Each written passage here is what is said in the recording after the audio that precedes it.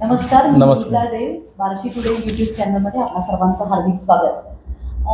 प्रत्येकाला आयुष्यामध्ये काही ना काहीतरी असे टप्पे असतात. प्रत्येक टप्प्यामध्ये जसं आपण दिवस रात्र असतो की काही दिवस चांगले असतात, काही दिवस असे खराब येतात आणि मग आपसुकच आपण ज्योतिषाकडे वळतो. तर असंच काल मायबोली सांस्कृतिक मंडळाचा कार्यक्रम होता आणि त्यासाठी विश्वास पटवर्धन सर म्हणून पुण्याचे आहेत. तर ते त्यांचा एक स्वभाव राशींचे असा सुंदर कार्यक्रम काल झाला आणि असेच प्रश्न मलाही पडलेले आहेत. बरोबर. त्यानिमित्ताने आपण असा माझा एक पॉडकास्ट घेतोय छान. येस. तर सुरुवातीलाच विश्वास नाव असल्यामुळे आम्ही सगळे तुमच्या नक्कीच विश्वास ठेवा. करणार आहोत. तर सर काय म्हणजे मूळ पुणे गाव आणि लहानपणापासूनच अशी आवड होती ज्योतिषाची. बरोबर. शिक्षण काय एकूणच आणि Yes. आई-वडिलांचं बॅकग्राऊंड. सांगायला हरकत नाही तुम्हाला की हा नेहमीच प्रश्न विचारला जातो मला. तर माझा मामा हा चांगला डॉक्टर होता आणि तो चांगला ज्योतिषी होता. त्याच्याकडे जे पेशंट जे त्यांच्याशी तो असं काही बोलायचा की मला असं कुठेतरी वाटायला लागलं की ज्योतिषशास्त्र हे घाबरवणारं शास्त्र नाही आहे, ते दिलासा देणारं शास्त्र आहे. आणि म्हणून माझ्या कार्यक्रमाचं उद्दिष्टच मी ठेवलं की तणावमुक्त होऊया, व्यसनमुक्त होऊया आणि हसत जगूया आणि स्वभाव राशींचे असं त्याला नाव दिलं. काल जो कार्यक्रम झाला तो स्वभाव राशींचे नव्हता. तुमच्या इथं माझा 5 ते 6 कार्यक्रम बार्शीमध्ये स्वभाव राशींचे झाले. कालचा कार्यक्रम जो होता तो होता राशीप्रेम सेम टू सेम, म्हणजे चित्रपटाची गीतं आणि त्याला राशींची जोड. कारण का संस्कृतमध्ये एक सुभाषित आहे की दुधामध्ये तूप असतं पण ते दिसत नाही. तसं प्रत्येक गोष्टीत रास असते, ती दिसत नाही पण ती असते. तर तो भाग काल दाखवला की प्रत्येक गाण्यात सुद्धा कोणतीतरी राशीचं प्रेम लपलेलं आहे आणि ते काल आम्ही त्या दृष्टीने सादर केला. गफार सर होते, प्रिया आणि ललिता असा आमचा तो ग्रुप आहे आणि आम्ही सगळीकडे फिरत असतो. त्यासाठी स्वभाव राशींचे हा माझा एकट्याचा कार्यक्रम आहे. त्याचे 2,500पेक्षा जास्त कार्यक्रम झालेत आणि त्याचा थीमवर्कच मुळे आहे की तणावमुक्त होऊया, व्यसनमुक्त होऊया आणि हसत जगूया. बरोबर. बरोबर. अगदी आपण बघतो की पिंजऱ्यातला पोपट असेल तोही असा बाहेर येतो, कार्ड दाखवतो.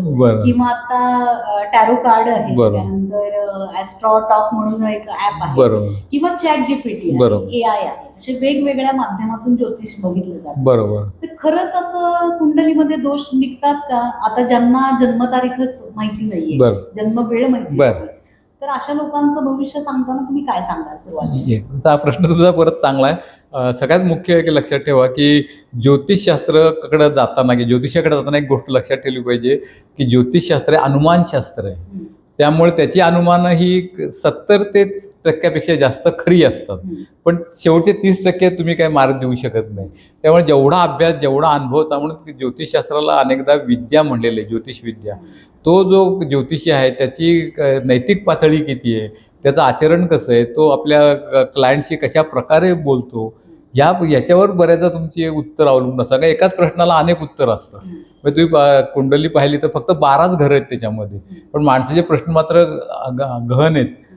त्यामुळं ज्योतिषाकडे जाताना हे लक्षात ठेवा की 70% उत्तर बरोबर येणार आहे, परंतु त्याचा एकच फायदा असा आहे की अनेक ठिकाणी आपल्याला 0% प्रश्न माहीत असतात, काहीच आपल्याला उत्तर माहीत नसतं. त्याला ज्योतिषशास्त्र मार्गदर्शक म्हणून नक्की उपयोगी पडतं. गेले 40-50 वर्ष मी बघतोय हे सगळं, मला हा खरंच अनुभव आला आहे की लोकांना याचा खरंच फायदा होतो.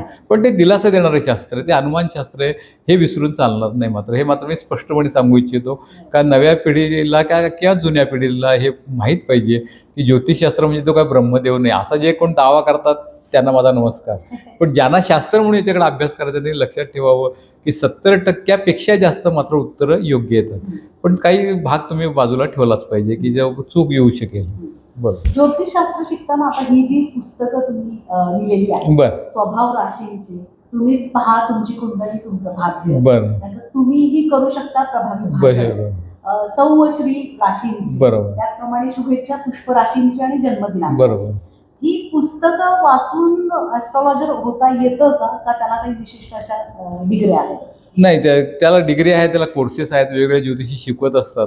ही पुस्तकं लिहिण्यामागचं कारण मात्र वेगळं आहे. स्वभाव राशींचे हे जे माझं पहिलं पुस्तक आहे, याची 14 आवृत्त्या प्रकाशित झाल्या आणि याच्यामध्ये वेगवेगळ्या प्रकारचे लेख आहेत. विशेषतः मी जेव्हा कार्यक्रम करायला सुरुवात केली तेव्हा मला सांगलं की लोकांची अनेक छोट्या छोट्या शंका असतात, तर त्या शंकांची उत्तरं या पुस्तकातून दिली आहेत. यातली अनुक्रमणिका तुम्ही पाहिलं तुमच्या लक्षात येईल की वेगवेगळ्या, विशेषतः नावरस काढणे. आता इतर समाजामध्ये सुद्धा मोठ्या प्रमाणावर कुंडल्या पाहिजे असतात आणि त्यामुळे मग पूर्वी काय करायचं, नावरच असायचं आणि त्यामुळे नावावरून लोक समजायची ही रास. तसं नाही. तुमचं नाव जर त्या तुमच्या कुंडलीमधल्या ज्या राशीमध्ये, ज्या राशीच्या नक्षत्राच्या ज्या चरणामध्ये आहे तशी अक्षरं दिलेली आहेत, त्याप्रमाणे नाव असेल तर ती रास असते, नाही तर नसतं. मग त्याला आपलं नावरस काढणे म्हणतात आणि काहीतरी आपलं हे केलं जातं. तर अशा अनेक जे प्रश्न होते त्यासाठी हे पुस्तक लिहिलं. दुसरं पुस्तक लग्न हा ही समस्या खूप मोठी झालेली आहे आणि त्यामुळं मी हे पुस्तक लिहिलं. खरं सांगायचं झालं तर ज्योतिषशास्त्रामध्ये बद्दल गैरसमज जास्त आहे. मग मंगळाची मुलगी किंवा मंगळाचा मुलगा म्हणली की लोक पत्रिका टाकून देतात, हा मूर्खपणा आहे. का मंगळाला संदर्भात सुद्धा अनेक गोष्टी अशा आहेत की त्या त्या समोरच्या याच्यामध्ये समजा शनी असेल, राहू असेल तर तो मंगळाचा दोष जातो आणि असं स्पष्ट या पुस्तकात मी लिहिला लेख मंगळाची मुलगी म्हणून. आणि त्यामुळे ते अधिक मोठ्या प्रमाणे सादर करावं म्हणून मी हे पुस्तक लिहिलं 14 राशींचे.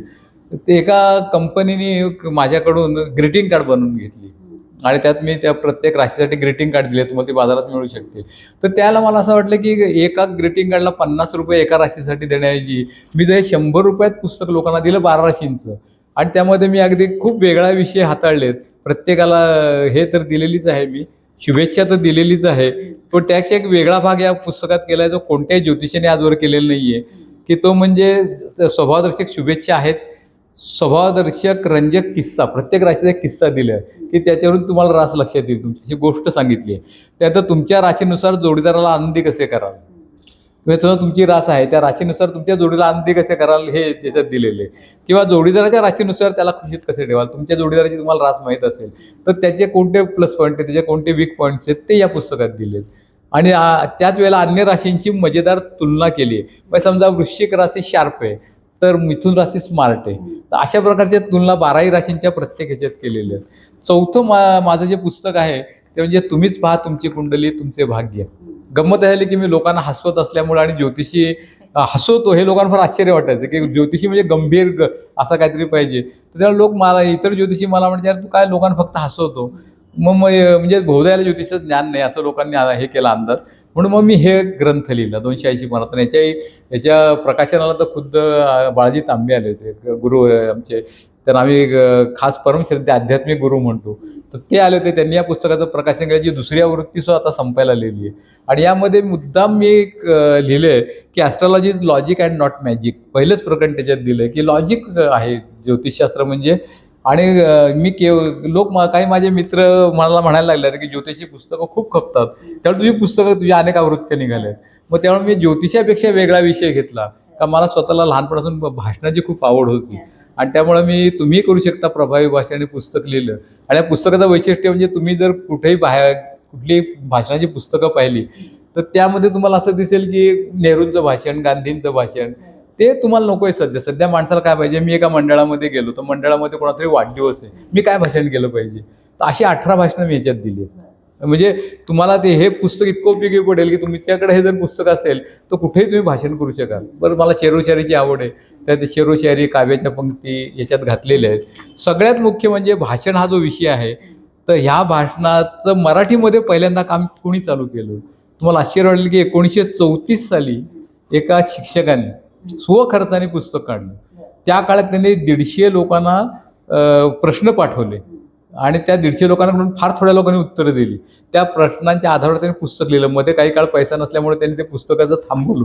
तर ते पुस्तक मला मिळालं आणि ते पुस्तकाचं मिळालं. त्यात 16 मार्च 1853 गुढीपाडव्याला ते पुस्तक प्रकाशित झालं होतं. आणि ते पुस्तक त्यांनी त्यात नाव दिलं होतं मी आणि माझे वक्तृत्व, असा ग्रंथ त्यांनी प्रकाशित केला. आणि याची सुद्धा आता 3री आवृत्ती लवकर येते. सगळ्यात वैशिष्ट्य या सगळ्याच पुस्तकांच्या अनेक आवृत्त्या आल्या. मी आज CD आणायला विसरलो आहे, तर कोल्हापूर आकाशवाणीवर, सांगली आकाशवाणीवर माझा कार्यक्रम झाला. आणि कार्यक्रम झाला त्याच्या CD मुंबईच्या झपाटा कंपनीने काढल्या आणि त्या शेकडो विकल्या गेल्या की आणि सगळ्यात महत्त्वाचं म्हणजे त्या CD या पुस्तकामध्ये असलेला एकही विनोद, एकही कविता, एकही शायरी मी माझ्या कार्यक्रमात सांगत नाही. 7 तासाचा माझा कार्यक्रम पूर्ण रेडी आहे. आणि तुम्हाला सांगायला हरकत नाही की 6, 7, 8 जानेवारी 2024ला पुण्याला पत्रकार भवनमध्ये लागोपाठ 3 दिवस मी विक्रम केलेला आहे, एक पात्रीमधला. रोज मी फक्त 4 राशी सांगायचो आणि तो खूप त्याला लोकांचा प्रतिसाद मिळाला. त्यामुळे माझे विनोद हे खूप वेगळ्या प्रकारचे असतात आणि लोकांना ते पटतात. म्हणजे कालही मला लोकांनी सांगितलं की तुम्ही सांगितले सगळ्या गोष्टी आपल्याला पटल्या. ते स्वभाव राशींचे हे जे पुस्तक आहे बरं. खरंच स्वभाव राशीनुसार असतात का? येस, हा खूप महत्त्वाचा प्रश्न आहे. सगळ्यात लक्षात ठेवा, चंद्रमा मनसोच जातच हम्म. असं आपल्याकडे म्हणलेलं आहे की आपलं जे मन असतं त्याच्यावर चंद्राचा अधिकार आहे हो. आणि आपले स्वभाव हे मनावर आपले असतात. तर त्याच्या दृष्टीने आपली जी आपण रास बघतो आणि आपली आणि युरोपियन लोकांच्या राशी बघण्यात फरक आहे. आपण जी बघतो ती निरयन कुंडली म्हणतात, म्हणजे चंद्र ज्या राशीत असेल ती आपली रास. या उलट युरोपियन लोकांची जी रास पद्धत आहे ती आहे सायन, म्हणजे सूर्यावर आधारित. त्यामुळे सूर्य एका महिन्यात ज्या राशीत असतो ती ते रास पकडतो. म्हणजे समजा एखाद्याचा जन्म 15 एप्रिल ते 15 मे, तर त्यांच्या दृष्टीने वृषभ असेल, पण आपल्या दृष्टीने वृषभ येणार नाही. आपल्या दृष्टीने काय येईल की त्यावेळेला चंद्र कोणत्या राशीत आहे आणि त्या राशीत कोणत्या नक्षत्रात आहे, कोणत्या नक्षत्रात नव्हे कोणत्या चरणात आहे, आणि त्याच्यावरून ती रास ठरली जाते. आणि त्यामुळे आपली राशी अधिक सूक्ष्म आहे त्यांच्यापेक्षा. आणि या आपल्या कुंडलीच्या शेजारी एक दुसरी कुंडली असते, त्याला म्हणतात नवमांश कुंडली.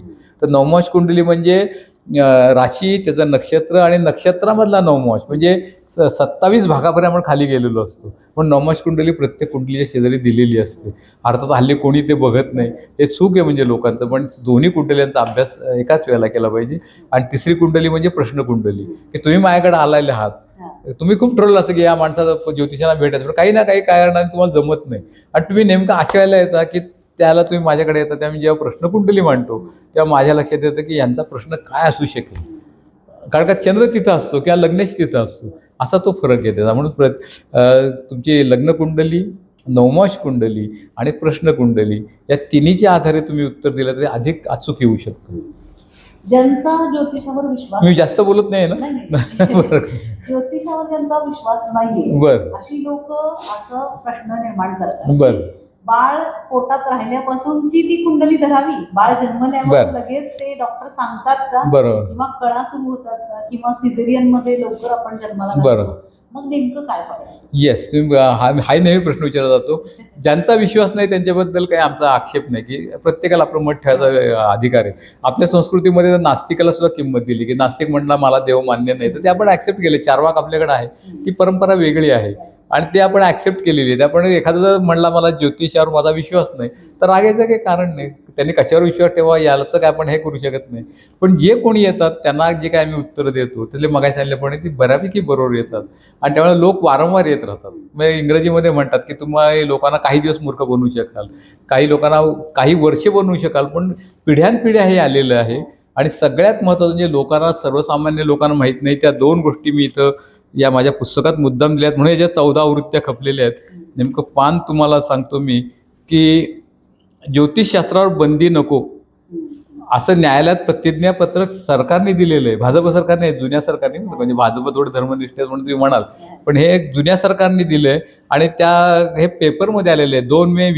21 एप्रिल 2010 आलेला कात्रण मी मुद्दाम याच्यात आणि अनेक कात्रण याच्यात केलेली आहेत मी.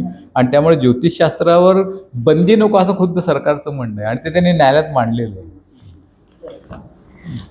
तर सगळ्यात मुख्य प्रश्न असतो की लग्न जमत नाही अशा वेळेला कुंडली दाखवली जाते. बरं. तर म्हणजे सगळ्यात महत्वाचा प्रश्न हा जोडीदाराचा असतो. बरोबर.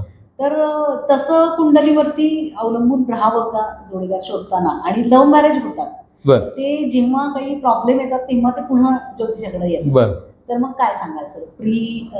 वेडिंग आधी म्हणजे जसं शूट केलं जातं बरं, तसं काउन्सिलिंग किंवा ज्योतिष हे बघावं? हो, म्हणून ते आपल्याकडे तीच पद्धत होती ऍक्च्युली ज्योतिषशास्त्राची. आणि लग्न जमत नाही त्याच्या मागं कारण राशींपेक्षा ना सामाजिक फार आहे.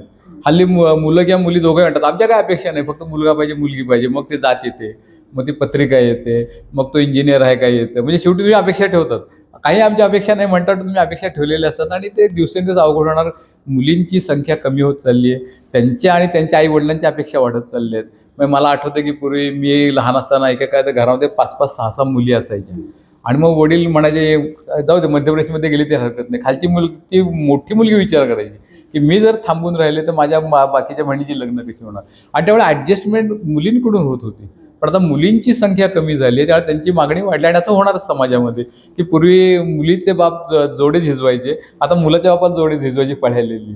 हे तुम्ही बघा समाजामध्ये ते दिसतंय त्याला. आणि त्यामुळे अपेक्षा कमी ठेवणं हा त्यातला भाग आहे, दुसरं काही नाही. आणि त्याला ज्योतिष हे सामाजिकच प्रश्न आहे की मुलींची संख्या कमी झाली की हे होणारच आहे, हे आपण समजून घेत नाही. एक मुलगा झाला की हल्ली थांबतात लोक. मुलगी नाही, आणि मग तुमच्या मुलाला मुलगी कोण देणार हे ते विचार करत नाही. तर हा सामाजिक प्रश्न आहे, त्याचा ज्योतिषीचे काही फार संबंध आहे असं मला वाटत नाही. हा तुम्ही जेव्हा टेबलवर येता तेव्हा आम्ही सांगू शकतो या मुलाशी या मुलीशी तुमचं संगलं पटेल, आणि मग काय सांगितलं 70%च ते असतं. हा त्यातला महत्त्वाचा भाग लक्षात ठेवा. मूलभूत गरजांपैकी जसं लग्न आहे तसं पैसा आहे. बरोबर. म्हणजे असं बऱ्याच वेळेला पॉडकास्टमध्ये किंवा युट्यूबला बरोबर. आपण बरोबर. ऑरा तुमचा चांगला करतो. बरोबर. ऑरा म्हणजे शुक्रशी रिलेटेड असतो. बरोबर. तो शुक्र फ्रेश करण्यासाठी बरं. अशा काही हे आहेत का? पहिलं तुमचं मला कौतुक केलं पाहिजे, तुम्ही प्रश्न फार छान विचारत आहे. शुक्राबद्दल तुम्ही जे वर्णन केलं ते अगदी, शुक्र हा धनकारक आहे, शुक्र हा जोडीदार कारक सुद्धा आहे, तो लग्नाचा कारक मानला जातो. त्या कुंडलीमध्ये पैसा जो कुठल्या एखाद्या व्यक्तीला मिळणार नाही, की त्यासाठी 3 स्थान आहेत, 2, 5 आणि 8. माझं हे जे पुस्तक आहे या पुस्तकाने मी मुद्दाम या सगळ्या गोष्टी दिल्या अगदी सूक्ष्मपणे या पुस्तकात. तुमच्याकडले नोकर कोणते असतील आणि नोकर कोणकोणत्या स्थानावर बघायचे हे सुद्धा याच्यात दिलेले. तर 2, 5 आणि 8 त्या 2 नंबरचा जो पैसा आहे तो तुम्हाला कुटुंबस्थान म्हणतात, त्याला धनस्थानही असं म्हणतात. म्हणजे तुमच्या कुटुंबाकडून वंशपरंपरागत आलेला पैसा त्या द्वितीय स्थानावरून बघतात. पंचम स्थानावरून जो पैसा बघतात तो तुमचे कष्ट आणि शेअर्स किंवा असं काही जो पैसा आहे वेगळ्या प्रकारे आलेला तो पंचम स्थानावरून बघतात. ते उपासनेचं स्थान आहे, तर त्या पैशामागं उपासना खूप महत्त्वाची असते. आणि 8वं स्थान जे आहे ना, मृत्यूस्थान म्हणतात त्याला, ते सुद्धा धनाचं स्थान आहे. एखाद्याला गुप्तधन सापडलं तर त्याचं 8मं स्थान पाहायला पाहिजे. एवढंच नाही तर तुमची आई गेली, वडील गेली, कोणतरी व्यक्ती गेली म्हणून मिळणारं जे धन आहे ते या 8मं स्थानावरून बघतात. आणि 4थं स्थान जे आहे ते म्हणजे लाभस्थान. हे जे लाभस्थान आहे हे लाभस्थान नावच त्याचं लाभ आहे, पण ते लाभ कसे आहेत तर तुम्ही केलेल्या कष्टाचं मिळालेलं फळ म्हणजे ते लाभ आहे. मग एक साधं उदाहरण तुम्हाला सांगतो की एखादी व्यक्ती कस्टम्समध्ये आहे आणि एखादी व्यक्ती दुसऱ्या काहीतरी साध्या ठिकाणी आहे, पोस्टर ते समजा तुम्ही, आणि दोघंही सारखे श्रीमंत आहेत, तर तो कस्टमरला म्हणू शकत नाही मी एवढा श्रीमंत आहे माझ्याकडे पैसा आहे, कारण का लोक काय म्हणतील याने पैसे खाल्लेले दिसते, या उलट पोस्टवाल्याने तर काही श्रम केलेत म्हणून त्याकडे पैसा आलाय. म्हणजे हा जो फरक आहे तो त्या लाभस्थानावरून बघतात. म्हणून स्वकष्टार्जित धन असं त्याचं नाव आहे. आणि या पुस्तकात मुद्दाम मी तो फरक सांगितला आहे की काय काय बघत जा तुम्ही, की कुंडली बघताना धन म्हणजे केवळ त्याच्यावर जाऊ नका, तुम्ही काय काय बघा. आणि शेवटी आपल्याकडं लोकमान्य टिळकांनी जो अर्थ सांगितलेला आहे गीतेचा की कर्मयोग महत्त्वाचा आहे, तो कर्मयोग केव्हाही महत्त्वाचा आहे. तुम्ही कर्म करत राहा, ह्या जन्मीने पुढल्या जन्मी तुम्हाला त्याचं फळ नक्की मिळेल. पण मी काहीच करणार नाही मग असेल हरित देईल खाटल्यावर हे ज्योतिषशास्त्राला मान्य नाही. आणि त्याचं कारण मी नेहमी सांगतो की ज्योतिषशास्त्रामध्ये भाग्यस्थान हे एकच आहे, कर्मस्थान मात्र 2 आहेत. एक दशमस्थान आणि दुसरं तृतीय स्थान, त्याला पराक्रमस्थान म्हणलं आहे. आणि त्या पराक्रमस्थानाची 7वी दृष्टी बरोबर त्याला भाग्यस्थानावर आहे, आणि भाग्यस्थानाच्या पुढे जे येतं ते आहे कर्मस्थान. तेव्हा हा सगळा म्हणजे कर्मस्थानाला पाठिंबा कोणाचा पाहिजे, नशिबाचा पाहिजे, हे तेवढंच महत्त्वाचं. म्हणजे 10वं आणि 9वं स्थान असा तो भग आहे. कर्म करा का दैव या संदर्भात मी स्वभाव रचना कार्यक्रमात शेवटी 5 मिनिटं सांगत असतो लोकांना. आणि त्याला मी गाणे लावलं असतं की हातों की चंद लकीरों का ये खेल है बस तकदीरों का, आणि दुसरा म्हणतो तदबीरों का, विधातामधलं ते गाणं आहे, दिलीप कुमार आणि शम्मी कपूर चित्रित झालं, ते मुद्दाम लावत असतो. आणि त्यानंतर हे डिटेल मी सांगत असतो की कशावर विषय हे करा तुम्ही. तर त्यामध्ये कर्म हे महत्त्वाचं आहे. आणि म्हणून माझ्या पुस्तकात ज्योतिषाची असून सुद्धा या प्रत्येक पुस्तकामागे लिहिलं आहे कर्मकांड करण्याऐवजी कर्मवीर होऊया. हे कर्माला महत्त्व आहेत आणि ते आपल्याकडं ज्योतिषशास्त्रात सुद्धा सांगितलेलं आहे. आता जसं लग्न संपत्ती बरं, तशी संतती फार महत्त्वाची. हो, एक बाळ चांगलं होतं, दुसरं बाळ नाही चांगलं बरं. होतं, मग ते 7मं स्थानात साधारण संतती नाही पंचम स्थान. पंचम स्थान. हा तुमचा बऱ्यापैकी अभ्यास आहे. हा. पंचम स्थानावरून संतती पाहिली जाते आणि 7मं स्थानावरून द्वितीय संतती पाहिली जाते. ओके. हा, कारण काय आहे लग्नस्थानावरून तुमचा भाऊ किंवा बहीण पाहिली जाते, त्याच्यापासून 3रं स्थान भाऊ बहीण पाहतात. हा. तसं पंचम स्थानाचा भाऊ बहीण कोण, तर 3रं स्थान म्हणजे 7मं स्थान आलं, त्याच्यापेक्षा खालचं आलं ते भाग्यस्थान. तर संतती आणि संततीचा प्रश्न तर हल्ली इतका तीव्र झालाय. माझ्याकडे खूप कुंडली येतात. एक तर एक चांगली संतती होते आणि दुसरी खराब होते, मग त्यामध्ये नेमकं काय होतं? हा, तो जसा संस्काराचा आपण भाग मानतो तसा त्या पूर्वसंचिताचा भाग सुद्धा खूप महत्त्वाचा आहे. म्हणून पंचम स्थान हे पूर्वसंचिताचं स्थान आहे की तुमची पुण्याई कशी आहे, आणि त्या पुण्याईनुसार तुम्हाला ते संतती होते. आणि ती संतती तुम्हाला म्हणजे संस्कार खूप महत्त्वाचे आहेत आपल्याकडं की तुमची म्हणजे पूर्वसंचित आणि तुमचे संस्कार यातून ते मूल पुढे होतं. भाऊ सारखे नसतातच, त्या तो प्रश्नच नाही. पण हल्ली यांचा माझ्याकडे अनेक कुंडली येतात अगदी IVF करायचं म्हणून सुद्धा, आणि IVF सेंटर हल्ली सगळीकडे झालेली आहेत. कारण का एक तर लग्न उशिरा होत आहेत आणि हा खूप प्रश्न आहेत त्याचे, आणि ते IVF सुद्धा 33% खरं ठरतं. त्यामुळं आणि त्याचा खर्च प्रचंड आहे, सर्वसामान्याला ते परवडत नाही. आणि त्यामुळे अनेक लोक माझ्याकडे येतात आणि ते IVFचे मुहूर्त पण मी देतो. आणि त्यांना पहिले काही दिवस तुम्ही IVF न वापरता काय करता येईल म्हणून त्यांना काही मुहूर्त दिलेले असतात, आणि मग IVFच्या याला त्यांना IVFचे मुहूर्त काढून मी देतो. आणि माझा या IVFच्या मुहूर्त देण्यामध्ये 90% मी आत्तापर्यंत यशस्वी झालो आहे. का त्यात कोणतं हे घ्यायचं हे मला नेमकं लक्षात आलं अनेक गोष्टी केल्यानंतर. शेवटी प्रश्न आल्यानंतरच ज्योतिषी तिकडे वळणार ना. तर त्याच्या दृष्टीने मी काही हे केलेले आहेत, निरीक्षण माझी आहेत, आणि त्यानुसार मी त्यांना सल्ला देतो की बाबा हे असं असं आहे, तुम्ही ह्या दिवशी IVF ह्या वेळेला IVF केलं या 2 तासामध्ये, किंवा त्याच्यातही मी परत भाग करतो, 14 मिनटं काढतो, आणि ते 14 मिनटात ते झालं तर बऱ्याचदा ते फलीभूत होतं. सर असं म्हणजे मंगळ दोष असेल बर. त्या पत्रिकेमध्ये दोषच असतो, किंवा बर. त्या मुलीच्या घरात घटना घडते, मुलाच्या घरात घटना बर. घडते, किंवा मूळ नक्षत्र असेल. बरं मूळ नक्षत्राच्या मुली किंवा मुलं करून घेऊ नये असं बर. म्हटलं जातं. त्यानंतर कालसर्प योग, बर. नवग्रह शांती, किंवा नारायण नागबळी, या सगळ्या गोष्टी केल्या जातात. तर खरंच म्हणजे एवढं वर्ष आपण जगत आलेलो आहोत, आणि अचानक घटना घडती म्हणून ते कालसर्प करायचं किंवा नारायण नागबळी बरं, त्याच्याने खरंच होतात इफेक्ट काही? मी प्रश्न खूप टोकदार विचारतोय. मी काल सांगितलं ना की एक रास अशी आहे की झोकदार, टोकदार, बागदार आणि धारदार असते. ती रास तुमची वृश्चिक रास तुमची असावी. तुम्ही प्रश्न खूप टोकदार म्हणजे शार्प ज्याला म्हणतात असे प्रश्न विचारत आहे. हे या सगळ्याबद्दल या पुस्तकात लिहिलेलं आहे की मंगळाबद्दल अनेकांचे गैरसमज आहेत की मंगळ, तर ते या पुस्तकात दिले. कालसर्प योगाबद्दल तुम्हाला आश्चर्य वाटेल की प्रश्न आल्यामुळे नंतर मी शेवटी कालसर्प योगावर याच्यात एक प्रकरण वाढवलं या पुस्तकामध्ये. आणि या पुस्तकाची गंमत तुम्हाला सांगायला हरकत नाही. स्वभाव राशींची 14वी आवृत्ती मी जी केली अण्णाभाऊ साठे ह्याच्यामध्ये, आणि मला वाटतं त्याला गोयल साहेब आले, ते कॉस्मॉस बँकेचे चेअरमन, त्याच्या प्रकाशनातून. तर त्यांना वाटलं की पुस्तकाला 100 माणसं पण येत नाहीत प्रकाशनाला, आणि हे 1000 लोक कसे येतील. आणि ते येईपर्यंत भरून गेलं. 5 मे 2014ला मी हे पुस्तक हे केलं, त्याचं प्रकाशन गोयल सरांच्या हस्ते, आणि प्रचंड भरलेलं. माझ्याकडे फोटो आहेत त्या याच्यातले. त्याची माझी पुस्तकं 16,000 रुपयाची विकली गेली. एवढं ते जबरदस्त हे आलं. आणि त्याला 14व्यावरचं मी प्रकाशन केलं त्या दिवशी. आणि त्याला मी एक अशी कल्पना राबवली, तुम्हाला आश्चर्य वाटेल की कोणी ज्योतिषाने अजून ती राबवली नाही आहे, की मी आलेल्या पहिल्या 100 लोकांना नंबर दिले, 1 ते 100. आणि त्यानंतर गोयल साहेबांना सांगितलं की तुम्ही तो नंबर काढा, आणि तो नंबर काढण्यापूर्वी कोण तो नंबर असू शकेल याचा मी ज्योतिषी अंदाज वर्तवला, आणि तो अंदाज अगदी परफेक्ट ठरला. का त्या दिवशी शुक्र आणि बुधाचा एक वेगळ्या प्रकारचा खेळ आकाशात चालला होता. त्यामुळे ती व्यक्ती त्याशी संबंधित असेल असं मला वाटलं, आणि त्यामुळे मी सांगितलं. माझ्या नशिबाने त्या ज्या व्यक्तींचे नावलं त्या देशपांडे बाई म्हणून होत्या, त्यांच्याकडे पत्र आणि त्याचे मेसेज पण आहेत माझ्याकडे. त्यांनी सांगितलं की तुम्ही म्हणता तेवढे माझी रास आहे. आणि गंमत म्हणजे त्या घरी गेल्यानंतर त्यांनी जाऊन पत्रिका पाहिली स्वतःची, आणि त्या म्हटलं की तुम्ही सांगितलं म्हणजे माझी रास ही आहे, आणि लग्नरास सुद्धा बरोबर बुधाची आणि शुक्राची असं त्यांचं होतं. आणि ते ज्योतिष मासिकात आलं पण होतं त्याला की अंदाजाच ठरला. तोच मी प्रकार सौवशीर राशींच्या वेळेला केला.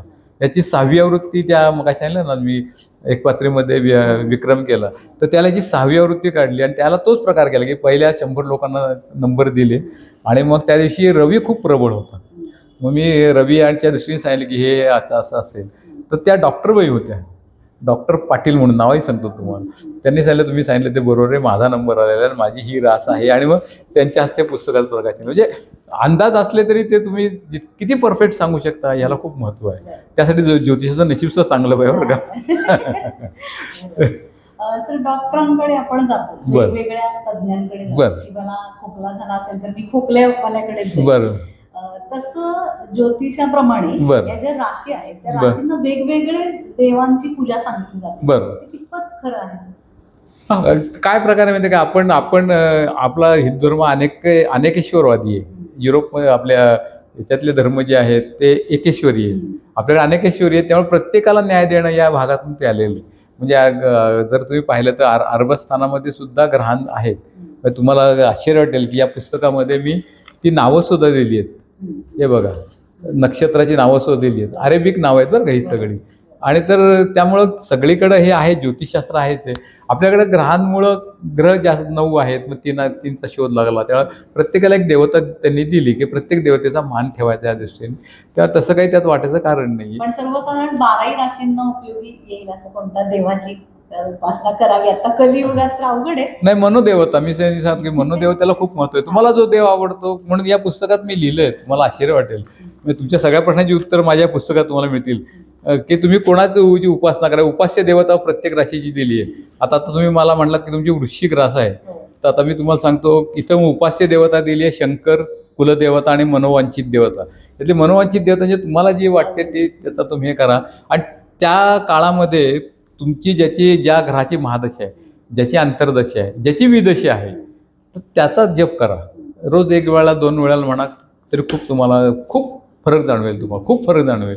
आणि उद्यापासून तुम्ही चालू करा. 7.5चे 3 टप्पे असतात. बरोबर. म्हणजे पहिला जो टप्पा असतो त्याच्यामध्ये यश बऱ्यापैकी मिळतं. मला स्वतःला पण अनुभव आला. 7.5 वर्षाचा भयंकर पिरियड आहे. बरोबर. तो 2.5 वर्षाचा तर भयानक, म्हणजे त्यामध्ये वेगवेगळ्या. तर खरंच असं असतं. आणि त्या पिरियडमध्ये नेमकं काय करावं, परत त्याचं उत्तर या पुस्तकामध्ये. याच्यामध्ये मी एक शनीची 7.5 हा लेख लिहिला मुद्दाम. आणि त्यामध्ये मी दिले की तुम्ही कसा जप केला पाहिजे आणि कुणाचा, म्हणजे विशेषतः हे मारुतीला जाणं, कारण का मारुती हा भाऊ आहे शनीचा मानला जातो, तर त्यामुळे त्याची उपासना करणं, शनीला जाणं शनिवारी, असे बरेच उपाय मी याच्यामध्ये सांगितले. आणि 7.5 ही त्रासदायक ठरते, हे खूप लोकांचा अनुभव आहे. त्यामुळं आहे, म्हणजे तुम्ही आता स्वतः सांगितलं की तुम्हाला अनुभव आहे, त्याला प्रश्न नाही. पण त्याच्याशिवाय महत्त्वाचं काय असतं की तो जो शनी आहे तो तुमच्या कोणत्या राशीत आहे, कुंडलीमध्ये कुठं आहे. मग समजा तो अष्टम स्थानामध्ये असेल तर तुम्हाला तो मृत्यूतुल्य, मृत्यूस्थान मानले, मृत्यूतुल्य तुम्हाला वेदना देतो, म्हणजे शारीरिक त्रास होतो. तो समजा व्ययात असेल तर तुमचे खर्च खूप वाढतात. म्हणजे अशा शनी कुठं आहे हे तुम्ही बघायला पाहिजे आणि त्यानुसार त्याची हे त्रास होतो. गुरुबळाचा पण परिणाम होतो. गुरुबळाचं म्हणजे गुरुची दृष्टी असते ना, गुरुची इतर सगळ्यांच्या दृष्टी ज्या आहेत ना त्यात फक्त गुरु, शनी आणि मंगळ यांना वेगळ्या दृष्टी आहेत. 7वी तर आहेच आहे, पण गुरुची 5वी आणि 9वी आहे. आणि त्यामुळे ते गुरु, म्हणजे समजा अनेकदा असं होतं की 3य स्थानामध्ये गुरु आहे, तर त्याची 5वी दृष्टी लग्नस्थानावर येते, विवाहस्थानावर येते. लग्न म्हणजे विवाहस्थानावर येते. आणि त्यामुळं त्याच्या विवाहाच्या दृष्टीने गुरु खूप महत्त्वाचा ठरतो. म्हणजे गुरुची राशी असलेली मुलगी त्याला मिळू शकते. असं खूप म्हणजे मी पाहिलेलं आहे, असा अभ्यास केलेला आहे आणि मला ते जाणवतं खूप. मी स्वतः पूर्वी पत्रिका हे करायचो, आता मी ऑनलाईन बघतो. म्हणजे मला माझ्या नंबरवर लोक हे पाठवतात आणि मग माझ्या सवडीने पत्रिका मी स्वतः वर्कशीट बनवतो घरी आणि मग त्याच्यानुसार त्यांना उत्तरं देतो. त्याला प्रश्न कुंडली परत मांडतो आणि त्यांची उत्तरं देतो त्यांना. आणि माझी फी इतकी कमी आहे की पुण्यामध्ये मला हसतात ज्योतिषी, मी फक्त 150 रुपये घेतो. आणि लोकांना ते आश्चर्य वाटतं की एवढं. मी म्हणतो की माझी विद्या जी आहे, ही जी कला आहे, शास्त्र आहे, आपल्याला येते ते जिवंत राहावं डोक्यामध्ये, एवढ्यासाठीच त्याचा बुद्धी आहे. मला पेन्शन भरपूर मिळते, माझे कार्यक्रम भरपूर होतात आणि मी अल्पसंतुष्ट मनुष्य, त्यामुळे मला फार पैशाची हाव नाही आहे. तुम्ही असं कर्माचं प्रत्येक ह्याच्यामध्ये लिहिलेलं आहे. जसे तुम्ही कर्म कराल तसे तुम्हाला फळं मिळतील. बरोबर. आता म्हणाला तसं 70% विश्वास आणि 30% स्वतःच. बरोबर. तर हातावरनं ज्योतिष सांगितलं जातं. म्हणजे मी असं लहानपणापासून आजीकडून ऐकलं की जशी कर्म करशील तशा रेषा बदलतात का, आणि हातावरून ज्योतिष सांगितलं जातं, त्याच्यावरती कितपत विश्वास नाही. खरंच आता मी कॉलेजमध्ये हात बघायचो, पण बऱ्याच जणींनी हात दाखवल्यामुळे हात बंद केला. तर त्या विनोदा भाग सोडून देऊ, पण हातावर रेषा ज्या असतात त्याच्यावरून सांगणारे चांगले तज्ज्ञ ज्योतिषी आहेत. काही काळ मी त्याचा अभ्यास केलेला आहे, पण मला कुंडली जास्त ऑथेंटिक वाटते, का जन्मवेळेशी त्याचा संबंध आहे आणि त्यामुळं मी त्याच्याकडे जास्त वळलो. म्हणजे मी एकेकाळी मेदनीय ज्योतिष, म्हणजे राजकीय ज्योतिषाचा सुद्धा अभ्यास करायचो. आणि त्याच्या तुम्हाला आश्चर्य वाटेल, त्याची माझ्याकडे कात्रणं फाईल्स होत्या, का मी अभ्यास करतो ते वरवर करत नाही. मग वर्तमानपत्र येणारे कात्रणं मी जपून ठेवलेली असायची. आणि नंतर लक्षात आलं की हे खूपच म्हणजे वेग आहे. आणि मग मी त्या सगळ्या फाईल उचलून जे मेदनीय ज्योतिषचा अभ्यास करताना देऊन आलो. तसा मी याचा पण अभ्यास केला होता. पण नंतर मला लक्षात आलं की कुंडली जास्त ऑथेंटिक आहे आणि मग मी कुंडलीकडे वळलो. सर, ऍक्सिडेंटचं प्रमाण जास्त बरोबर, किंवा आत्महत्या केल्या जातात. बरं. तरुणांच्या, म्हणजे आता बार्शीमध्ये तर खूप त्याच्या घटना. हो. तर मग ते पत्रिकेतच असतं का तसं काही योग? नाही, पत्रिकेत आत्महत्येचे योग आहेत, नाही असं नाही. पण एकंदर मगाशी आपण सवय की लग्नाचा काळ ढकलला जातोय पुढं, त्याप्रमाणे मानसिक स्वास्थ्य हे अजून एक 40 वर्षांनी जगातला पहिला नंबरचा रोग होणार आहे. म्हणजे मानसोपचार तज्ज्ञ सांगतात. पण आमच्याकडे एक आहे IIT वाल्यांचं भाषण झालं, ते प्रेसिडेंट आहेत तिथं काहीतरी. तर त्यांनी सांगितलं की IIT मध्ये येणारे तरुण आणि त्यांचं मानसिक संतुलन याच्यावर तुम्ही ज्योतिषात काहीतरी अभ्यास करा, असं त्यांनी स्वतः सांगितलं. त्यावेळेला पुरस्कार वितरण सोहळा होता तेव्हा मनाचा संबंध ज्योतिषात चांगला अभ्यासता येतो. आणि हे एक वेगळं क्षेत्र ज्योतिषांसाठी आहे. म्हणजे मानसोपचार तज्ज्ञ जे आहेत त्यांनी खरंच ज्योतिषाचा अभ्यास करायला हरकत नाही. ज्योतिषशास्त्रवाल्यांनी मानसोपचाराचा अभ्यास करावा. मी माझी या दृष्टीने पुस्तकं वाचलेली आहेत सगळी मानसोपचाराची. त्यामुळे तुम्हाला आलेल्या क्लायंटला म्हणजे मी अनेकदा उत्तरं कशी देतो, तर ती स्वतः व्यक्ती आली तर त्याला मी वेगळं उत्तर देतो, हे मानसोपचार. त्याची आई आली तर परत वेगळं उत्तर, आणि वडील आले तर परत वेगळं उत्तर. अशा प्रकारे वेगळी उत्तरं त्यांना द्यायला लागतात. हे तुम्हाला मन समोरचं कळलं पाहिजे, हे याच्यात फार महत्त्वाचं आहे ज्योतिषामध्ये. बरोबर. ओव्हरऑल याच्यावरून की लग्नाच्या आधी तुम्ही कुंडली दाखवावी, समुपदेशन करून घ्यावं. हो का, हे म्हणजे तो नक्की अगदी काहीच हरकत नाही. आपल्याकडे आपल्या पूर्वजांनी ही मोठं ठेव दिलेली आहे, त्या ठेवीचा आपण फायदा घेतला पाहिजे. ज्यांना बंडखोरी करायची त्यांचं आम्ही स्वागतच करतो. त्यांना आम्ही काय विरोध करतो, त्याला तुमचं वाटोळ होईल असं आम्ही काय म्हणत नाही. बंडखोरी करावी, जगाला सिद्ध करून दाखवा की असं म्हणलं, आणि आम्ही मान्य करू, त्यात काही प्रश्न नाही. पण जे नेहमीप्रमाणे जाणणारे आहेत मध्यमवर्गीय की ज्यांना हे बघायचे, त्यांना सुद्धा विरोध करायचं काही कारण नाही, असं मला व्यक्तिशः वाटतं. खूप मस्त सर, मी इतकं छान सगळी चर्चा ऐकली. याचा अभ्यास मला पण आता नक्कीच करावा वाटेल. करा, जरूर करा. प्रत्येक राशीला वेगवेगळं करिअर असतं. बरं. मुक्ताळ्याप्रमाणे म्हणतो तसं 12 राशींचा एक थोडक्यात शेवटचा प्रश्न म्हणून मेष पासून ते मीन पर्यंत साधारण काय काय करिअर असावं. मग मी तुम्हाला मुद्दाम या पुस्तकामधला भाग वाचून दाखवतो की आनंदी जीवनासाठी काय करावं. आणि त्यामध्ये दुसरा एक भाग मी असा लिहिला आहे की त्यांचे स्ट्रॉंग पॉईंट्स कोणते आणि त्यांचे दोष नाही सांगितलं शब्द, पण त्यांनी कशावर काम करावं, म्हणजे ते दोष दूर करावे. शेवटी व्यक्तिमत्व विकास म्हणजे काय, गुणांचं संवर्धन आणि दोषांचं निर्दालन, हे खरं व्यक्तिमत्वाची सोपी व्याख्या आहे. तर या दृष्टीने या पुस्तकात मी लिहिलेलं आहे ते मुद्दाम वाचून दाखवतो, म्हणजे थोडक्यात आणि लगेच हे होईल. तर मेष राशीचे स्ट्रॉंग पॉईंट्स: धडाडी आणि धडपडी वृत्ती, का मंगळाची ही रास आहे. त्या धडाडी आणि धडपडी वृत्ती, आनंदमय जीवनासाठी त्यांनी काय करावं, तर उतावळेपणा आणि अविचारीपणावर मात करावी, हे सगळ्यात महत्त्वाचं. आता वृषभ राशीकडे जाऊया.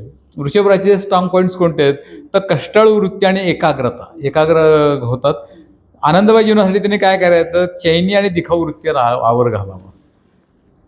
तिसरं आहे मिथुन रास. मिथुन रास स्ट्रॉंग पॉईंट आहे संप्रेषण कला, म्हणजे कम्युनिकेशन चांगलं करतं. माझी मी तुम्हाला म्हणलं की पत्रकारांसाठी खूप चांगली ही आहे, किंवा निवेदकासाठी खूप चांगली रास आहे, वक्त्यासाठी खूप चांगली रास आहे. तर मिथुन रास स्ट्रॉंग पॉईंट संप्रेषण कला आणि भाषा प्रभुत्व, त्यांचं भाषा प्रभुत्व खूप चांगलं असतं. म्हणजे शब्दांचा खेळ आणि अक्षरांचा मेळ ही मंडळी खूप चांगला घालतात. आनंदमय जीवनासाठी काय करतात, कचखाऊ वृत्ती आहे मिथुन राशीची, ती आणि अस्थिरपणा आहे त्यांच्या डोक्यामध्ये, चंचलपणा आहे, द्वेस्वभाव आहे, तो त्यांनी सोडला पाहिजे. पुढली आहे कर्क रास. कर्क राशीचे स्ट्रॉंग पॉईंट्स कोणते आहेत, तर समर्पण भाव सगळ्यात महत्त्वाचं आहे. निष्ठावान माणसं असतात. मी काल सांगितलं, तुम गगन के चंद्रमा हो मैं धरा के धुलू, असं जोडीदाराला ते म्हणतात. तर तो समर्पण भाव त्यांच्याकडे, आणि चंद्राप्रमाणे ती माणसं चपळ आहेत, ॲक्टिव्ह आहेत.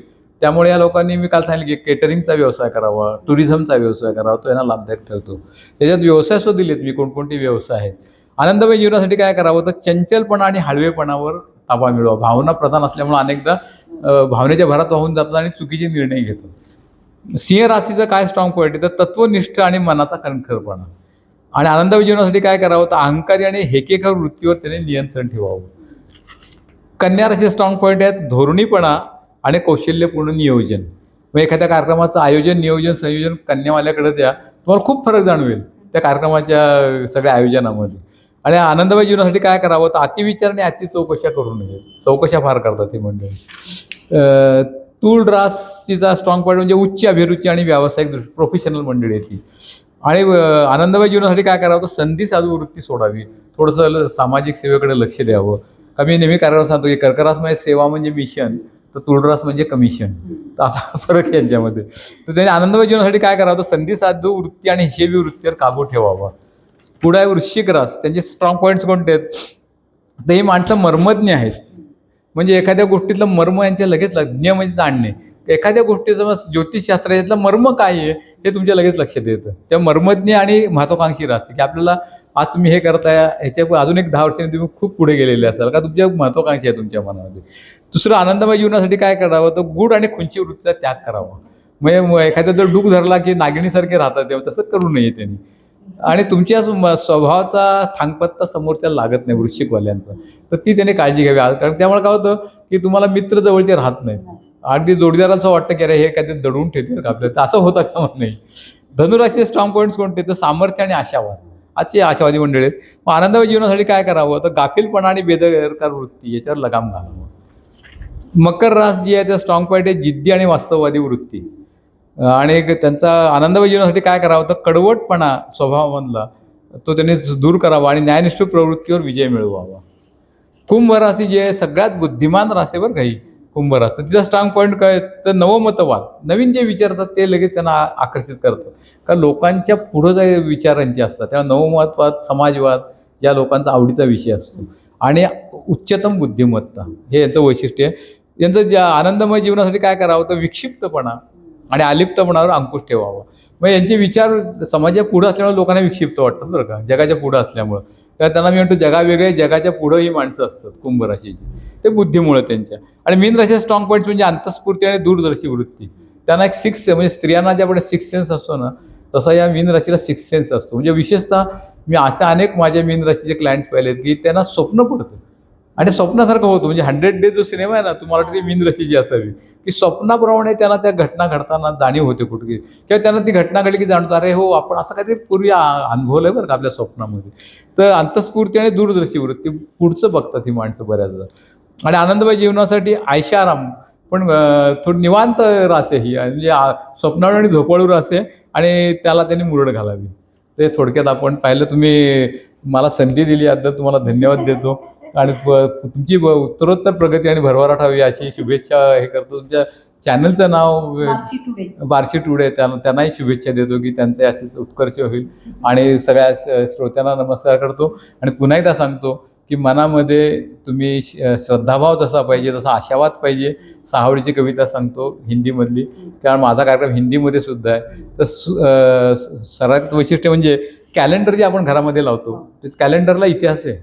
2000 वर्षापूर्वीचा इतिहास आहे, आपल्याला काही माहीत नसतो की कॅलेंडर कसं आलं, कॅलेंडर शब्दाचा अर्थ काय. तर त्याच्यावर यूट्यूबवर तुम्ही माझे 5 भाग आहेत आणि जवळ 3 तासाचं ते लेक्चर आहे. किंवा कॉलेजच्या विद्यार्थ्यांनी मी पुणे विद्यापीठाने मला नेमलेलं आहे आणि वेळ कॉलेजमध्ये जाऊन मी ते सांगत असतो की कॅलेंडर कसं जन्माला आलं. पंचांग माहीत असतं पण कॅलेंडर माहीत नसतं. तर आशावाद मनामध्ये ठेवावा. सुबह सजती है डालियाँ नए फूलों से, सबक सीखती है रात कल की भूलों से, हम ही क्यों बैठे रहे अंधेरों में, हम ही क्यों बैठे रहे अंधेरों में, पल पल जीने मरने के फेरों में, कह दो जाके कल के उजालों से, जीत जाएंगे हम नए सवालों से, नए सवालों से.